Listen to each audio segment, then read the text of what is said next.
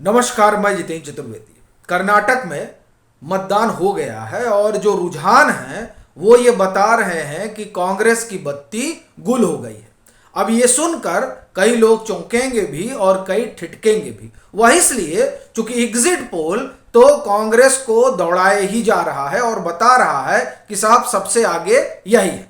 बड़ी चीज यह है कि जो लोग ओपिनियन पोल में दो चार लोग भाजपा को आगे बता रहे थे, उसमें से कुछ एक अब उसी दौड़ का हिस्सा बन गए हैं और कह रहे हैं कि नहीं नहीं साहब, अपना भी जो एग्जिट पोल आया है उसमें भले ही ओपिनियन पोल में हमने भाजपा को आगे बताया हो, लेकिन अब एग्जिट पोल में तो कांग्रेस ही दौड़ रही है।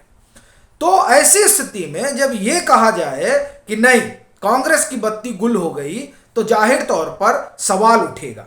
तो ये जो कहा जा रहा है उसके दो तीन कारण हैं, उन कारणों पर हम चर्चा करेंगे, लेकिन उससे पहले ये जान लेते हैं कि दरअसल मत प्रतिशत कितना रहा, और फिर यह भी कि जो तमाम एग्जिट पोल आए हैं उन एग्जिट पोल में क्या स्थिति है कांग्रेस की, क्या स्थिति है भाजपा की, और फिर उन तमाम कारणों पर आएंगे जो ये संकेत दे रहे हैं कि कांग्रेस हवा हो गई है।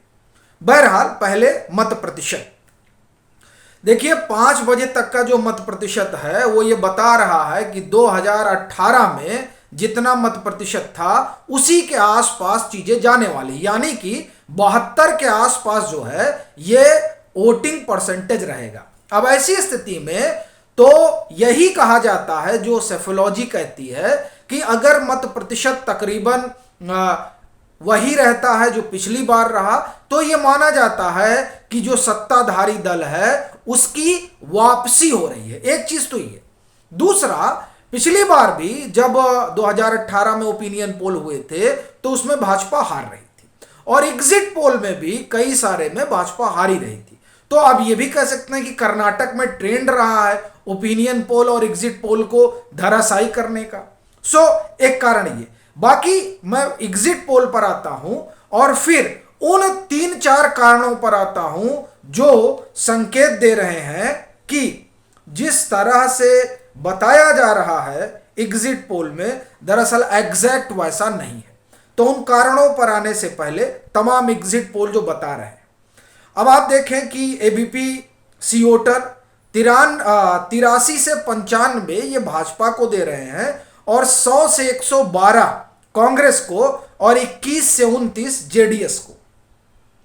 फिर आप आइए रिपब्लिक, 85 से 100 भाजपा, 94 से 108 कांग्रेस और 24 से 32 जेडीएस। फिर हम आते हैं एशियानेट जन की बात। ये अकेला अभी तक मुझे लगता है कि सर्वे हुआ जो अपने सर्वे में भी भाजपा को आगे बता रहे थे और एग्जिट पोल में भी भाजपा को आगे बता रहे हैं। इनके अनुसार 94 से 117 सीटें भाजपा को आएंगी और 91 से 106 सीटें कांग्रेस को आएंगी और 14 से 24 जेडीएस को। फिर आप आए तो जी न्यूज ये बता रहे हैं 79 से 94 भाजपा, 99 से 109 कांग्रेस और 21 से 26 जेडीएस। जी न्यूज मेट्राइस अपने ओपिनियन पोल में ये बता रहे थे कि भाजपा आगे चल रही है, और इन्होंने ये भी दावा किया था कि इनका सैंपल साइज सबसे बड़ा है जो 3,40,000 के आसपास का था। अब दूसरा जो है वो टीवी9 भारतवर्ष, ये भी बता रहे हैं कि भाजपा 88 से 98 और कांग्रेस 99 से 109, जेडीएस 21 से 26। अब आते हैं हम न्यूज नेशन। न्यूज नेशन जो है वो एशियानेट जन की बात के बाद दूसरा ऐसा एग्जिट पोल है जो बता रहा है कि भाजपा को स्पष्ट बहुमत मिल रहा है। 114 इन्होंने एग्जैक्ट रखा है, और 86 दे रहे हैं ये कांग्रेस को और 21 दे रहे हैं जेडीएस को। और फिर टाइम्स नाउ ईटी इन्होंने 78 से 92 भाजपा, 106 से 120 कांग्रेस और 20 से 26 जेडीएस। फिर आप आइए इंडिया टीवी, इन्होंने 80 से 90 दिया है भाजपा को, 110 से 120 दे रहे हैं कांग्रेस को और 20 से 24 दे रहे हैं जेडीएस को। यानी टाइम न्यूज नेशन और एशियानेट जन की बात ये दो जो एग्जिट पोल हैं ये बता रहे हैं, कौन कौन, न्यूज नेशन और एशिया नेट जन की बात, कि सरकार जो है वो भाजपा बना रही है, बाकी लोग बता रहे हैं कि कांग्रेस आगे चल रही है। सवाल यह है कि क्या वाकई में कांग्रेस आगे चल रही है? तो उसके जवाब में इस सवाल के जवाब में पहली बात तो यह है कि मत प्रतिशत साफ स्पष्ट कर रहा है कि बढ़त जैसा कोई मसला ही नहीं है, एक बात। दूसरी बात, ये तमाम लोग कह रहे हैं कि 10 दिन में चुनाव बदला है और अब फाइट बड़ी क्लोज हो गई है, और जब फाइट बड़ी क्लोज होती है और मैदान में दो मुख्य दल के अलावा एसडीपीआई हो और फिर एआईएम हो, आप हो और फिर ये रेड्डी बंधु वाली पार्टी हो, तो जाहिर तौर पर एंटी इनकम्बेंसी वाला वोट बंटता है, और उस बंटवारे में स्वाभाविक है कि सबके हिस्से में गया होगा, और जब सबके हिस्से में गया होगा तो कांग्रेस ही दौड़ेगी, ये कहना थोड़ा ही नहीं बहुत ज्यादा कठिन है। अब ये कहा जा रहा है कि फाइट नेक टू नेक चल रही है, तो फाइट अगर नेक टू नेक चल रही है तो जाहिर तौर पर ये जो एंटी इनकम्बेंसी वाला वोट है ये बिखरा तो मामला गया। और जैसा कि हमने पहले भी बताया था कि 30 सीटें भाजपा 5000 से कम मतों से हारी थी, तो उन 30 सीटों पर क्या होगा, एक। दूसरी बात जो जिसके कारण कहा जा रहा है कि कांग्रेस की बत्ती गुल है, वो ये कि जो B5 वाला मसला है, B5 मतलब बेंगलोर और बेलग्राम, बीदर, ये जो 5 इलाके रहे जहां से कोई आती है 72 सीटें। यहां पिछली बार भाजपा 30 जीती थी और इस बार उसने पूरा दमखम लगा दिया कि इन 72 में 50 से 55 सीटें वो जीते।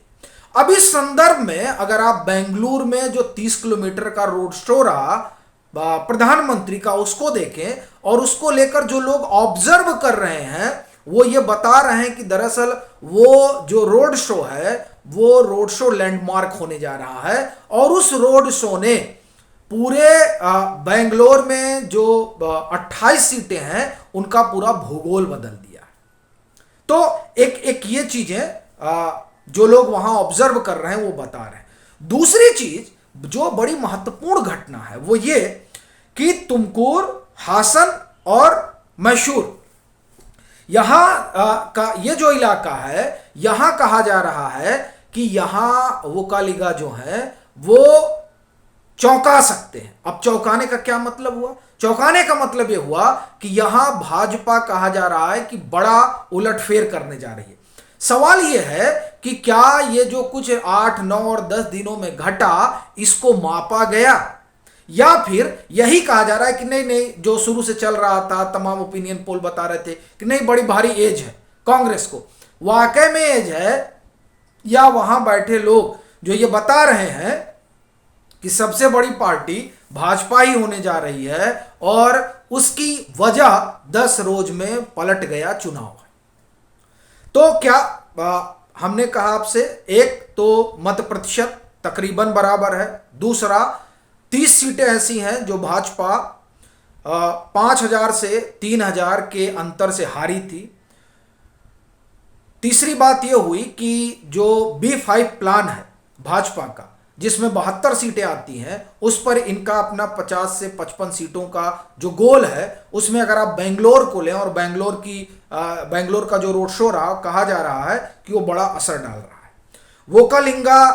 वोकालिगा में ये कम से कम इन 3 इलाकों की जिसकी हमने चर्चा की, वहां जो उलटफेर है उसको किस तरीके से नापा गया। और बड़ी चीज जो कांग्रेस के भीतर की रार है, जिसमें पुलकेश नगर और कड़ूर की बात हमने की थी और हमने आपको विस्तार में बताया था कि ये 2 सीटें ये बताती हैं कि किस तरह से उन लोगों को साइड किया जा रहा है जो सिद्धरमैया खेमे के हैं। फिर आखिरी बात, जब ये कहा जा रहा है कि चुनाव बड़ा क्लोज है, तो उस क्लोज चुनाव में जो छोटी छोटी पार्टियां बड़ी भूमिका निभा रही हैं, वो अगर 3000 से 4000 5000 वोट खा लेती हैं, तो 30 सीटें जो भाजपा हारी थी वो जाहिर तौर पर एक बड़ा उलटफेर करने में सक्षम है। तो ये कई कारण हैं जो ये बता रहे हैं कि दरअसल बत्ती तो गुल हो गई।